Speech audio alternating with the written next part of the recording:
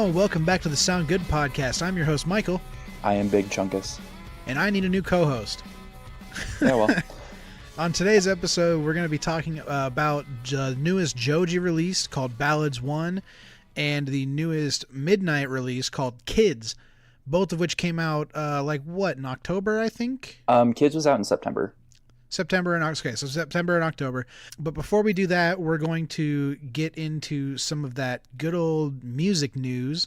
News. Boop, boop, boop. Hey, boop, Micah. Boop, boop, boop, boop. Yeah, get a little. I'm stealing that from a different podcast, actually. I shouldn't do that. Man, whatever. Okay, so to start us off, Micah, do you want to tell us some things you found in music news? For both of us, pretty big deal, whether or not it turned out great, is that Dream Theater released the first single for their new album, along with the full track list for the album too. The album's going to be barely over an hour, including a bonus track, which is weird. Is it? I thought it only came out to 58, 57 minutes. Including the bonus track. Yeah. It's over an hour. Yeah. Is it? Yeah, okay. yeah. And so they released the first track of the album as a single, Untethered Angel, along with a studio playthrough, I guess, kind of cut together. It was pretty funny because it looks like those cover videos that people do whenever they cover a band's thing. So it looks like Dream Theater just covered a Dream Theater song. Nice. Yeah, that's great. right. Yeah, I did see that going around. I had yet to watch it, but so what was the release date they gave out on that album again? Did they announce that, or was that? It is out February. Okay. 19th, maybe. Okay, that's cool. Not that too far in the future. Then about 3 months. Yes. It's not too bad. Yeah. Sure. Yeah. 2 months. Okay. I'll pass it off. What do you? It's February 22nd. There we go. I was biding my time. And then the only other giant thing for me, which was really interesting, it happened the same 2 times that Dream Theater got nominated for a Grammy. We're gonna have to reset the clock. Between the Buried and Me got nominated for a Best Metal Performance Grammy. Oh, hey, speaking of clocks that we need to check every time. How many days has it been now? You want to run the? Yeah, let's run the P program real quick. It has been 1,109 days since comedian Brian Posehn unfairly blocked Michael on Twitter. Yes, fantastic. Yeah, I'm glad we have a counter for that now. It's messed up. It's truly just the biggest tragedy. I don't understand. Yes. No one will ever understand. So vastly unfair to me. And the reason, honestly, I don't even remember Literally why. nobody else. This unforeseen block. Anyway, this isn't music news. So you said... I'm sorry, I completely forgot what brought up the counter, the Between the Buried and Me thing. You said Between the Buried and Me had gotten nominated for a Grammy. Yeah, for their it's usually for a single for the album. I'm assuming that they're kind of getting more so recognition for the double album as a whole. The same with all the other people. They're probably getting recognition for the full album, but they always have to go with the single that was released. Right. And so for their Automata double album, Between the Buried and Me are nominated for the opening track, Condemned to the Gallows, which is neat. By far not the best song on the album. And that is that's the nomination for Best Metal Performance, right? Mm-hmm. They're alongside bands like High on Fire, which I would like to talk about eventually on the show, but Death Heaven, which we passed on talking about. And then Trivium, which Yikes.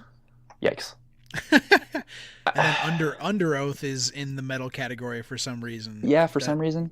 Yeah, it doesn't really make a lot of sense, but I guess there's no post-hardcore section. But I don't know. That's a weird nominee for me. But running with cool Between the Buried and Me stuff that I forgot to mention last time, or just any time. I don't think we were doing the show. I think we were in our hiatus when the news dropped. Between the Buried and Me had a fossil named after them, which is fitting because of fossil genera. It is the fossil is just in Between the Buried and Me translated to Latin. That's the name. So it's Amphilimna intersepaled to set me. They visited the place where it was discovered in. I want to say it was in around North Carolina or so. Yeah. Yeah. Just in a lake. So yeah, it's neat. Yeah. What do you got? What do I got? Show me what you got. I have a little more, I want to say I got a little more mainstream kind of news and then a little less mainstream kind of news. Yeah, I dropped the ball a little bit.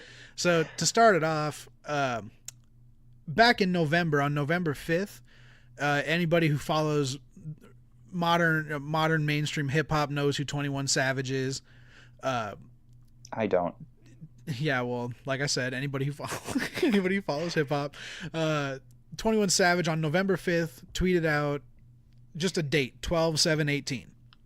Everyone was freaking out about that, like, oh, he's announcing a new album, his sophomore album. Well, apparently 21 Savage says he forgot to release his sophomore album.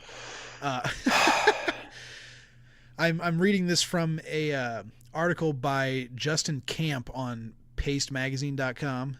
It says the rapper was originally expected to release the album today because this article was written on December 7th.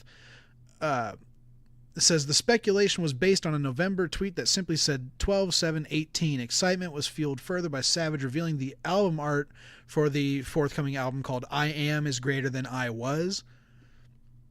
They use cool. They use the is greater than sign instead of saying is greater than, so it looks a lot better than what it sounds like. That's a really cool title. I like the idea behind that. Yeah. In general.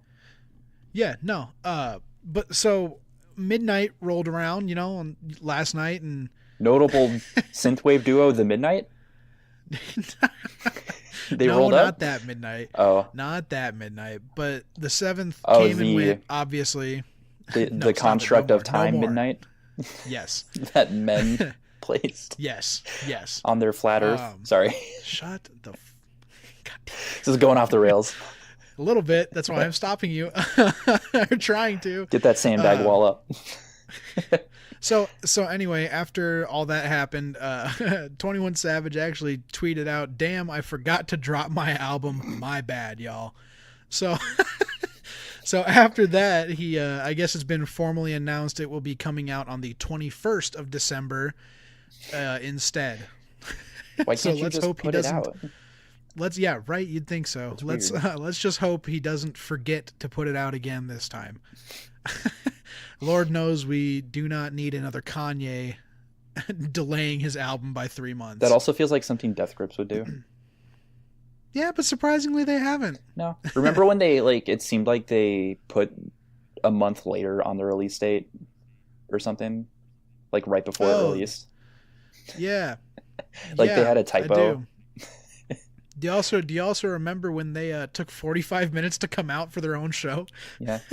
You remember yesterday on their Twitter feed when people, unsuspecting people who follow them were bombarded with about over 100 Death Grips Are Online memes? I do. Was that yesterday again? Yeah, because I was trying to get news and I had to scroll. I had to just hit the bottom of the page scrolling about over 10 times trying to get to the next post because they just retweeted for 12 hours straight. Fuck, I should have got in on that again. It was ridiculous. But yeah, anyways, that's all the 21 Savage news I have. The other piece of news I wanted to bring up is apparently The Faint has announced their first studio album since 2014. They put out a new single called Child Asleep. This will be, that sounds like an indie video game. Yeah, right. Well, not too far off because this is a very indie electronic, electro pop band. But yeah, this will be their first album, the first studio album since 2014's Ego work, which I hadn't really listened to, but it's The Faint, and I'm from the same town as them, so I got to rep a little bit somewhere. Name. Yeah, right. Ego work. Yeah. Sound like a Kraftwerk ripoff. It sounds like a dad metal band. Dad rock. Nice. But yeah, so I guess it'll be out. I guess. Yeah, right. Yeah. I guess it'll be out on March 15th, 2019 via Saddle Creek Records. Mark the calendar. And in a statement, it has been described as, quote, an 11-track deep dive into themes on modern society, the internet, and ego, specifically social media and its dark effects. Okay. So, sounds like it's going to be one of those really deep and brooding kind of albums. Yeah, I mean, it sounds like a Black Mirror album. A little bit. Yeah, just a little bit. But yeah, the first single was kind of weird. It had a really like strong, very electronic and like almost dance style, like techno kind of. I don't like using techno because it's a very broad term. Like, what is like that weird very, for them?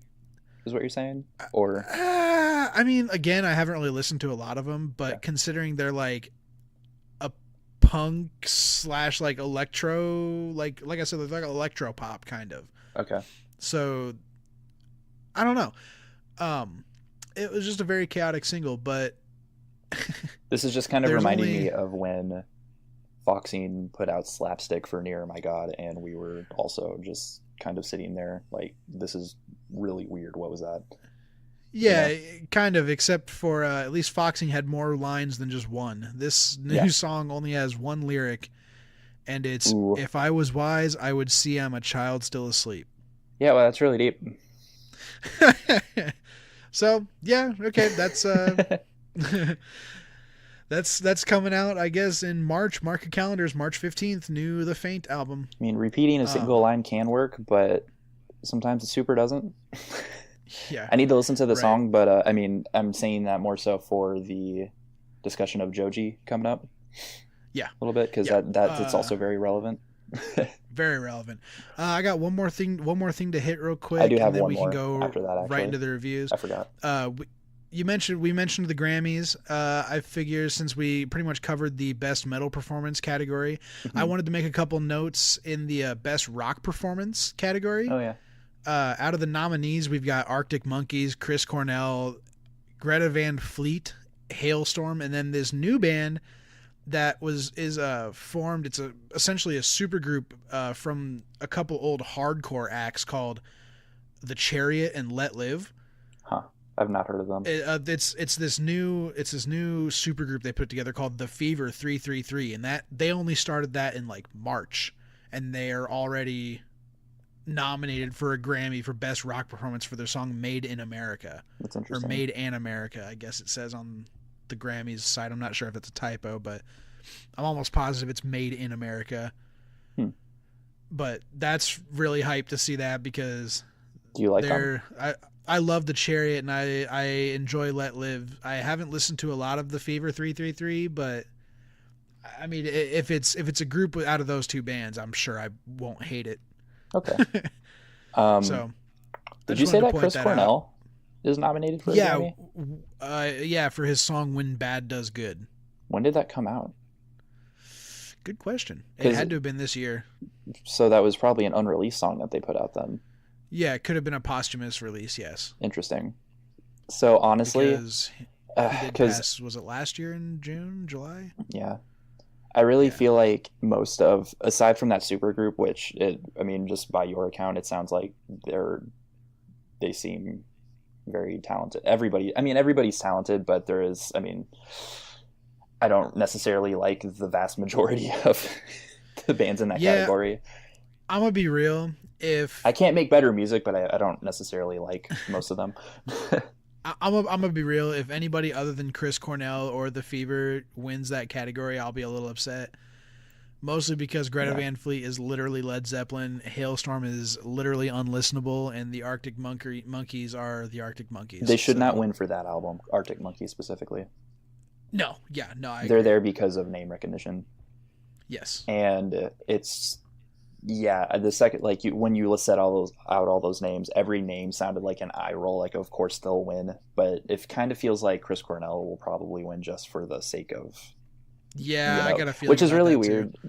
That always feels really strange. It just feels forced. It doesn't feel genuine, in my opinion. Which it sucks, but especially if it was a song that was released after his death. Yeah, posthumous, especially. Yes. If it was a song that he put out a little bit before, and it was really good and everything, then that would make a lot more sense, but I don't know. So you said you had one more thing you wanted to say? Yeah, and this is actually kind of continuing the kind of depressing theme. So we heard a little while ago that the founding guitarist for All That Remains died. Oh yeah, Ollie Herbert, dude. Yeah, it was related to his depression meds, I want to say.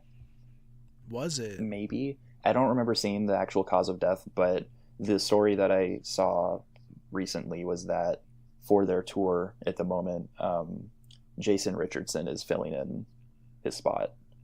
And Jason Richardson is a pretty prominent guitar virtuoso. I think he started, it's going to sound really dumb, but he started with Born of Osiris, which is, don't let that ruin it. Don't let that. No. He guessed on. I thought I recognized the name. I was going to ask you what he was from. He was the guest soloist on Aviator from Polyphia's first album. Yeah. Yes. Okay. Yes. The dude with that insane solo. Yeah.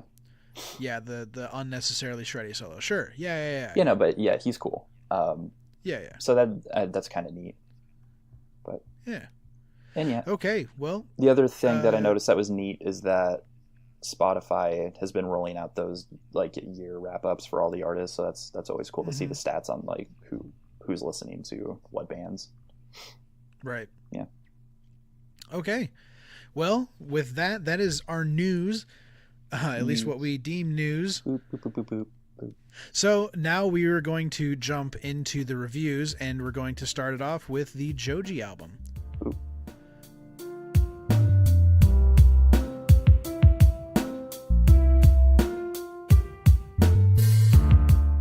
Yeah, so first off, we've got the debut studio album by George Miller, aka Joji, rising 88 rising superstar Joji. Does he hate his actual name? Why is everything he does a pseudonym?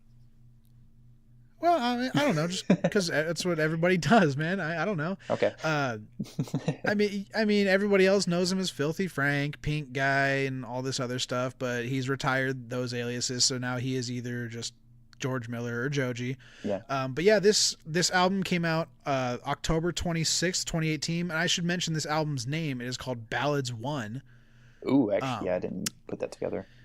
Yeah, I forgot to mention that right away at the beginning. So yeah, BALLADS1 came out October 26th of this year. It came out on 88 Rising and 12 Tone for the labels. It had four singles released to it. The first one was Yeah Right, which came out all the way back in May of this year. Nice. Which is extremely early for a single. It might have just been a one-off song, and then he thought, "Oh, we'll throw it on the album, maybe." Maybe. That's my what I think, at least. It's a pretty good song. Yeah. So yeah, this, I don't really know if there's anything else I need to say about it before I just hand the reins over to Micah. Gimme. Have at it, dude. Gimme. Yeah, my expectations were super subverted, definitely, going into it, because I had no idea what to expect from it. Yeah, tell me why. Well, tell me why. I know why. Well, one, the Melon reviewed it, and so Anthony Fantana. And I know his music taste, so I was already kind of like on it. Yeah. And I knew you were kind of still recommending it, and the only thing I know of George Miller is any GIFs I've seen from Filthy Frank videos, and I don't know that I'm a big fan. He kind of disturbs me a little bit, and the album art for this super didn't help either. I don't know why this man is like this. In case nobody has seen the album art for BALLADS1, it does not look like he loves it. What the album sounds like. I don't even know what you would like associate a sound with that artwork. It's just he looks like a serial killer. This looks like album art for a noise band. If you would ask me, if you would show me this album art and say, what kind of music is this? And if I had no idea who Joji was, I'd be like, I don't know. It looks like a fucking noise band, like a horrorcore band. Yeah, dude. Noise band. Yeah, for sure.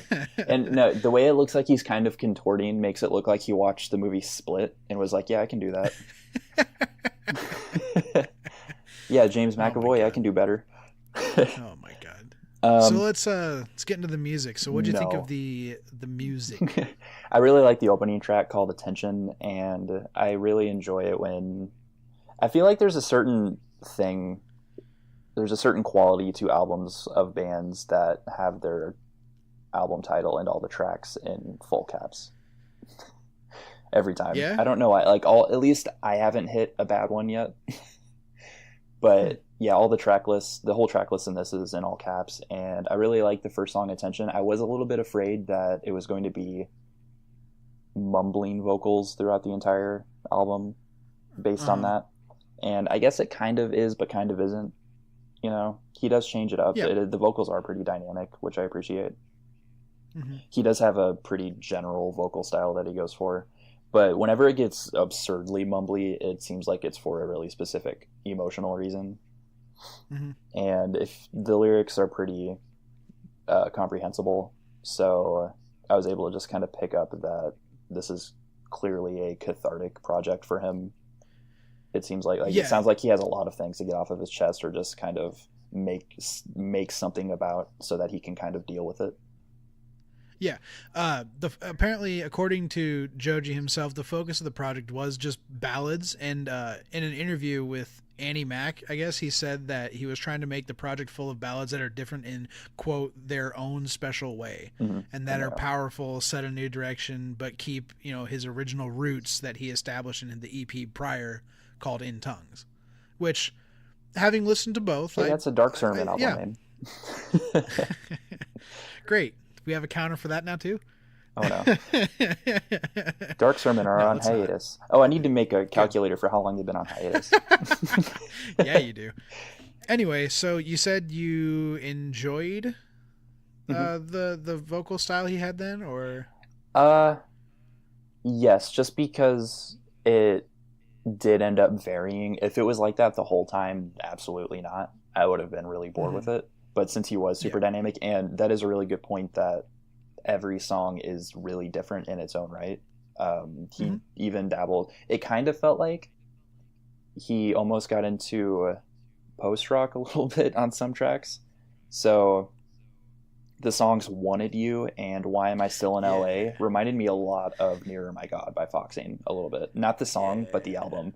And because they got really overdriven with the bass, and there were actual guitars and drums on those tracks. I think Wanted You is probably one of my favorite tracks off of the album, I'm not gonna lie. Yeah, they're just really moody too. Like, the escalation with the overdriven bass is what really sells it for me, you know. Yeah, I'm gonna be real, I didn't like a lot of the... Oh, by overdriven, do you mean like actually like distorted? Or yeah, it feels really distorted. Yeah. Okay, yeah. I actually didn't... I'm usually a fan of that production style where... Well, I like it when it's...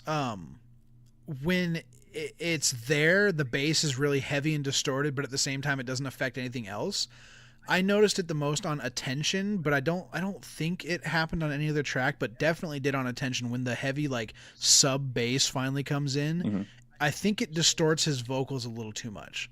I think that song suffers a bit from that, because once the big sub bass starts coming in, you kind of can't hear what he says anymore. Maybe. And I mean, I don't know if it was a stylistic choice. I don't know if he did it like on purpose for some reason, but I don't think it was a good choice in my opinion. Just because the rest of the album sounds so clean in comparison, where I would say the only other time that it's kind of hard to understand him would be in Can't Get Over You, just because of the effect he put on his voice.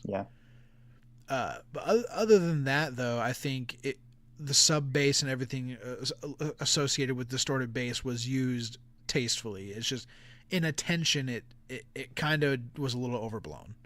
Yeah, maybe. I did mention a little, like, to you before we started that I got a new set of headphones, and I specifically took the time to listen to the album 2 times with those headphones, and Attention honestly sounded fine. I know that you have quality speakers and stuff. It could have been, but it could have been the speakers I was listening to also, because maybe handled it a little weird.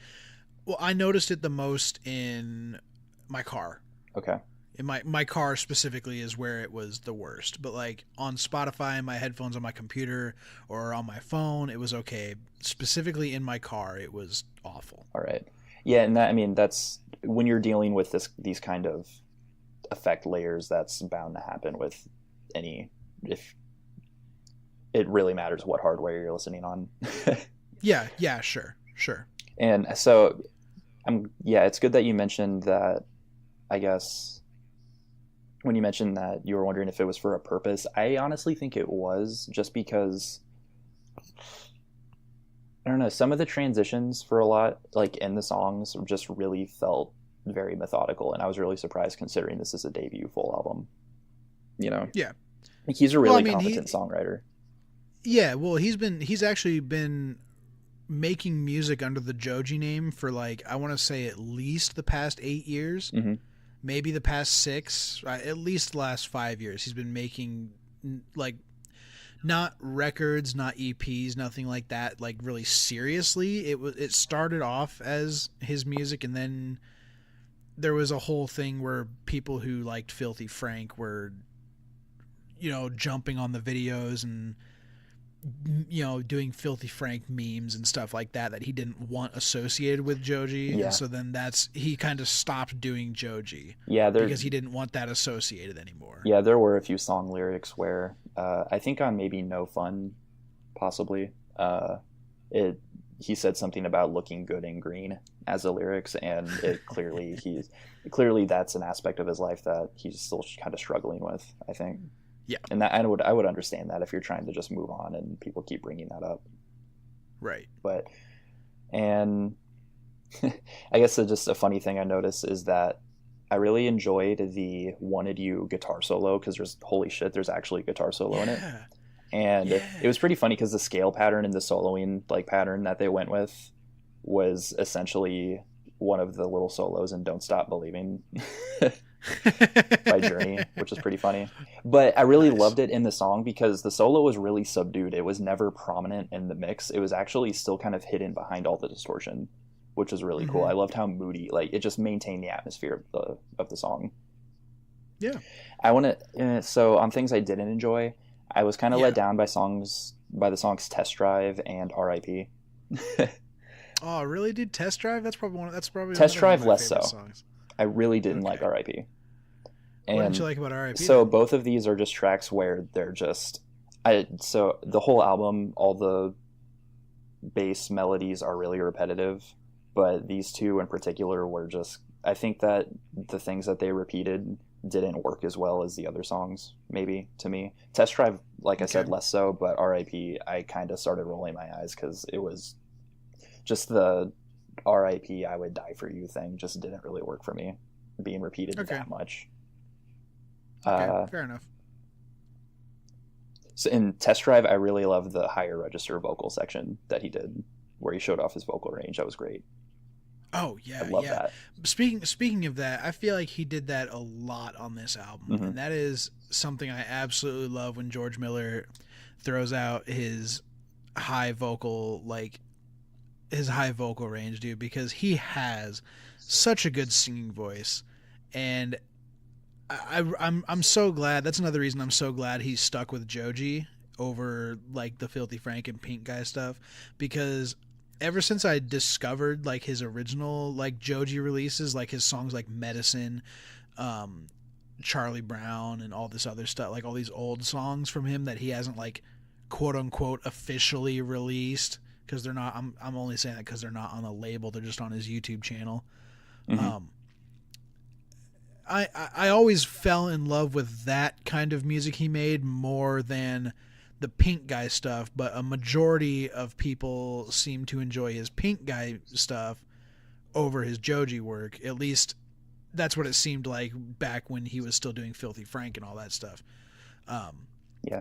So I'm very glad he went with the Joji project instead, because he doesn't show off his singing as much in those other projects. So I feel like this album is a really good way to not only build on his vocal styles that he showed off in his early stuff and in the In Tongues EP, but also how he is not only still able to, but he has improved upon it as time has gone on. Yeah, absolutely. In my opinion, at least. Yeah, it really I feels do think he has gotten better. Yeah, I mean, this is clearly an album where he's almost solidified a performance and songwriting style. Because but so on the idea that you mentioned, he's put out how many EPs? Just one. Oh, just one. Okay. Mm-hmm. So, Yeah, in Tongues is the only EP he's put out, but he's put out a bunch of other like random songs throughout the years. okay, so I think that that's where this kind of. So I do have one kind of nitpick about the album as a whole, where, and I think it probably comes from that, where it feels like, especially with the first few tracks, Attention and I don't remember the others off the top of my head. I should probably have this pulled up. Slow Dancing in the I'm a Dark, great Test person. Drive, Wanted You. Yeah. All right. Whatever. It doesn't matter the song names.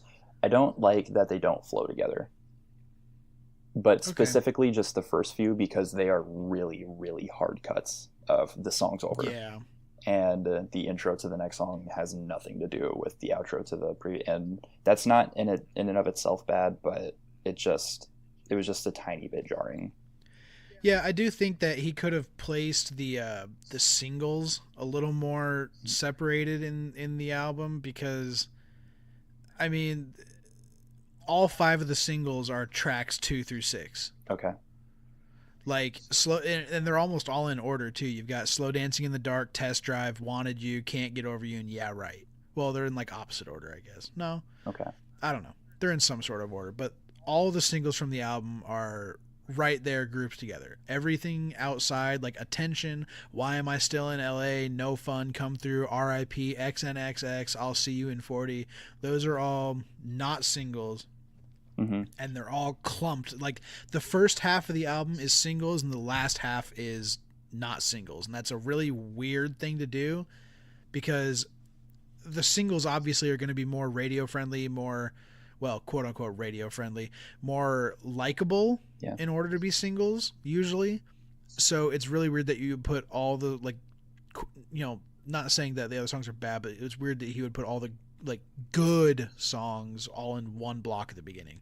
Yeah, and I guess that notion would make a lot of sense if he's just had experience with an EP or songs here and there. And yeah, I'd be excited to hear if he could make more of a cohesive album next time. Yeah. Maybe. Possibly. Yeah.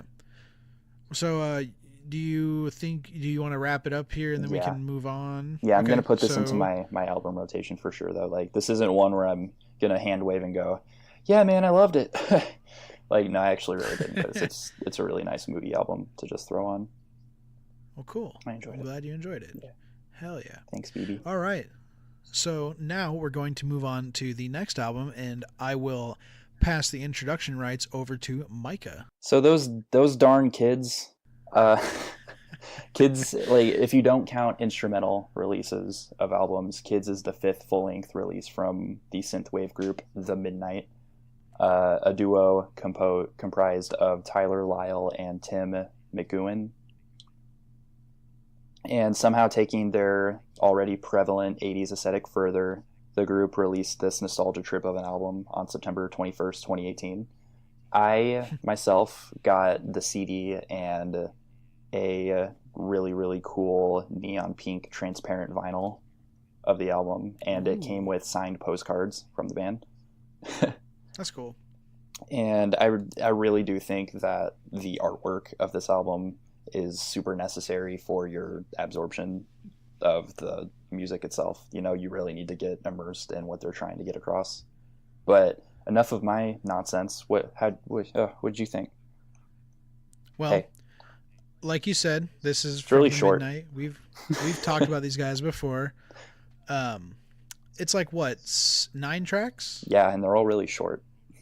Okay, so it's 9 tracks, self-released, right? How's that vinyl, dude? Does that look good? Yeah, it's really good. It's not completely transparent. Like, it's a really dark neon pink. That's just so it's a little like bit that transparent. Smoke, kinda. Not smoke. No. No, not smoky. Oh, okay.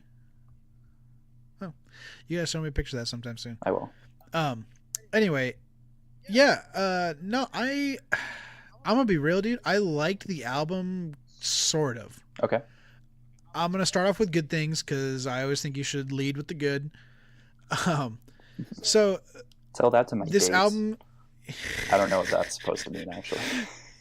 This album, I think, like you said, it is a nostalgia trip. This album seems like it's trying to be a concept album. Mm-hmm.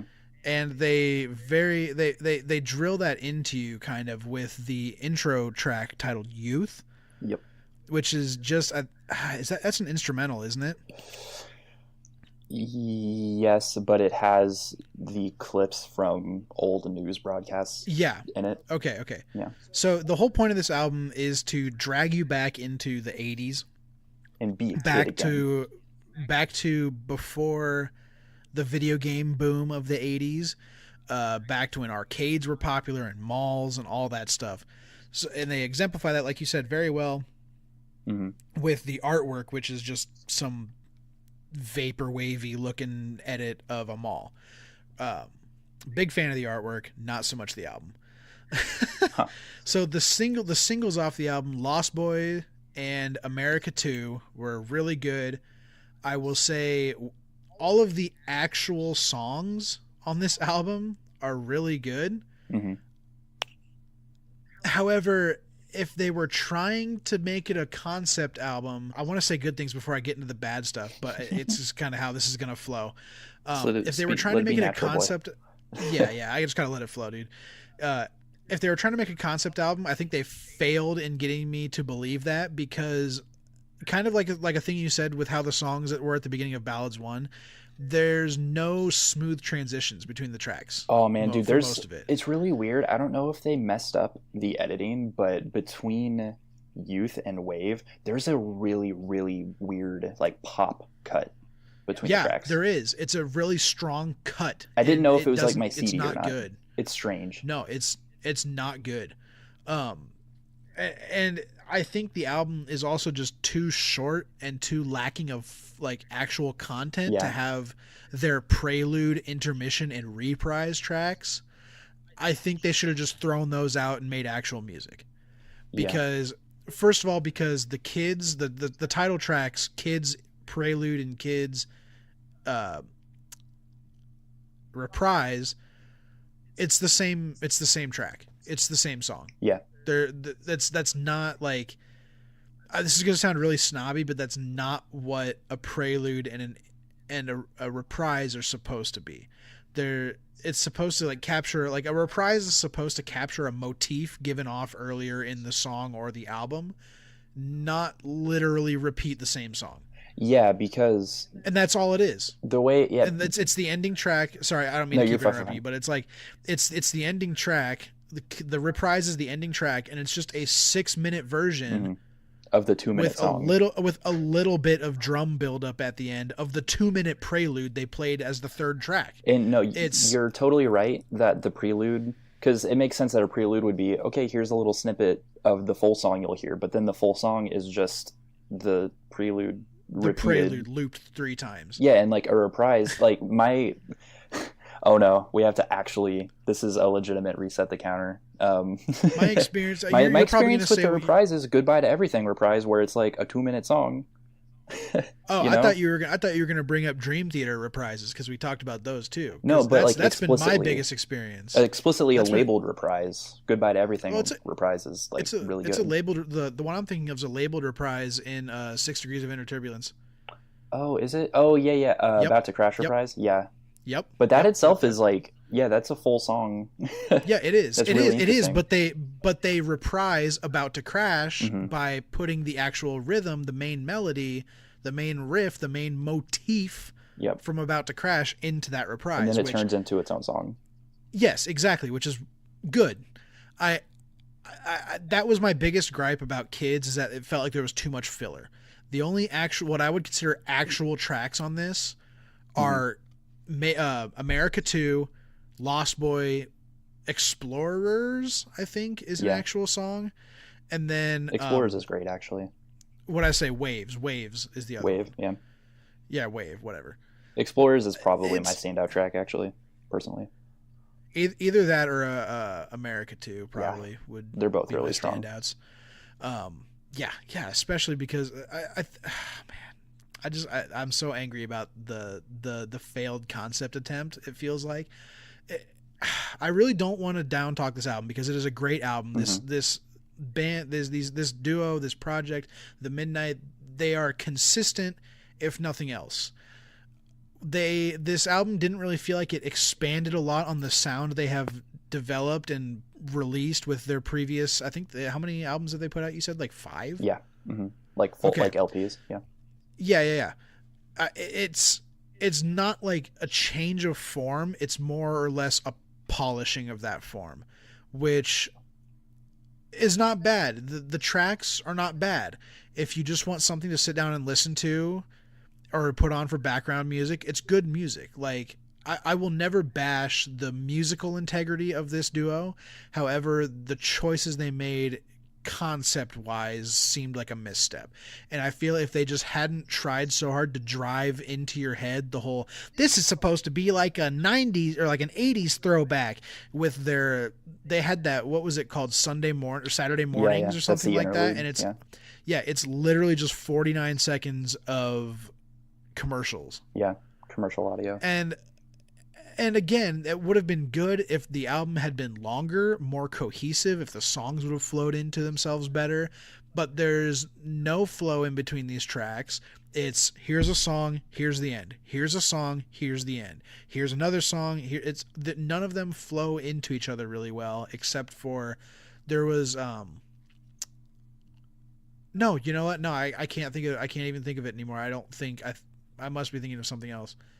But none of, like, I don't know. I feel like this album would have gone over a lot better if they hadn't tried to conceptualize it as much. Yeah, and I think it's just that there's just a lack of content in it for this, if it's going to be a concept album, because between the prelude and the interlude, there's only one 4-minute song. And and you've got you have 4 instrumental tracks. Yeah. What I would consider instrumental tracks. You have 4 completely instrumental tracks. Which that's not in and of itself bad, but they are just really repetitive, and 2 of them are, well, no, one of them is less than a minute, and 2 of them are the same song. So you total on the album, you just have 8 minutes of the same melody.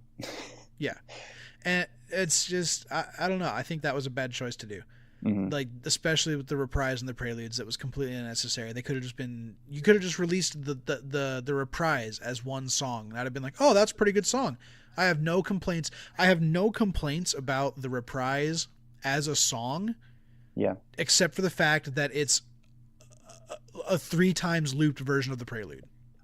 That's my biggest complaint. If they hadn't even had the prelude, if the prelude did not exist in the album, I have no complaints about the reprise. And it's just so weird because this is not a band that's kind of known for, like, they do repeat melodies a bit, like an average amount, but they are not really known for being a repetitious group. Yeah, and when they are, they build on it. Yeah. Like, there was little to no build on these repetitions. It sucked. I mean, there's no other word for it. Like, I really hate to say that a Midnight project sucked, but like, I listened to this album when it came out for like 2 days, and then I got sick of it because I couldn't stand listening to almost 10 minutes of the same stuff at a time. Like, yeah, that's the problem, because you're listening to the same stuff within an already short thing, and then it just loops again, and then you're listening to the same thing again. And there needed to be like 3 or 4 more songs just interjected in the middle somewhere. Yeah, the album's only like 35, 32 minutes long, something like that. Because there's just a perceived shortness to it, especially since you're hearing repeated melodies and you're already like, oh, right, I'm already to this song now. And dude, I honestly, weird. I was listening to it earlier today to give myself a little refresher before we had this discussion. Yeah. Hoping that it would change my mind a little bit and that I could find some things, but I found myself listening to it and I didn't even notice when the prelude happened. I didn't even by the time I got to the reprise of Kids, I was like, huh, I didn't even notice the prelude. Like, yeah, that's how forgettable that track is. And again, I hate to say that because I love the Midnight. I love this group so much. Yeah. I don't know. There's not a lot more positive I can say. Lost Boys was a really good single to put out first. I will say that.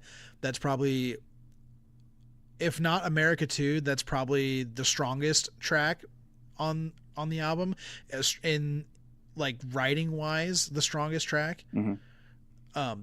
It sounds the most coherent. It sounds the most put together. along with America 2 sounds very coherent, sounds put together. Yeah, I guess just like to get away from bashing on it, and like, because we need to actually give credit to the actual songs on the album. Like, they're really good. They're fantastic and moody. They have a specific atmosphere that was conveyed perfectly. Yeah, the actual songs on this album are actually very good. Like, I will say that, like, Wave is a really good track with the line, "We are not a sentimental age." I thought that was a really cool, like, nod to the concept. Like, I'm not saying they did this concept completely wrong. They just did more wrong with it than they did right. They did a concept album wrong. Yeah. Not the concept itself. of being in the 80s and that nostalgia that they were aiming for, they hit the nostalgia right. Like, they hit that nail on the head. Yeah, I'm not even from the 80s, and I just felt nostalgia. Right. Like, I was a twinkle in an eye in the 80s. they hit the nostalgia thing right on the head. They did a good job of making me feel like I fully was able to experience that time. I wasn't, but I still get the feeling of it. However, like I said, everything else before counteracts that, and that's an unfortunate thing, because I want to say that I enjoy this album, but it was just disappointing.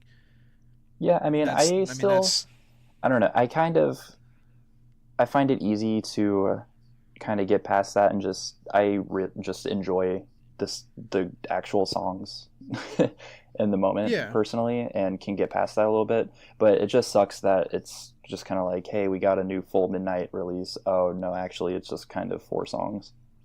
Yeah, right. It's more of a 16-minute release. And I mean, that's I don't know. That's all I really have to say about it. It's not bad. It's good for. I can't remember what the word for this is. Just go listen to Endless Summer. You might as well.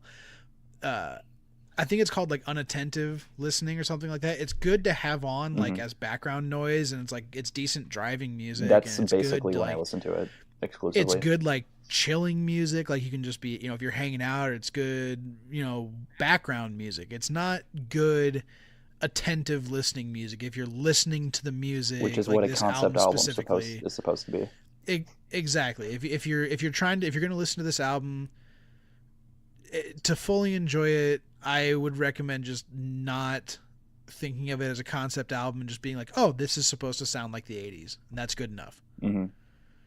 Because I think if you try to dive deeper into it, it's going to disappoint you, and that's something I really don't like to say about a Midnight album. Maybe next time they can be a comeback kid. Good one. Thanks. I will give you credit for that one. That was a good one. But yeah, no, I hope in the future that, I mean, I'm sure this album did just fine with their, like, dedicated fans. And they're still selling out shows. Like I said, I still like it. It's still a decent album. It's not, like I said, it's just not a really good album to pay attention to.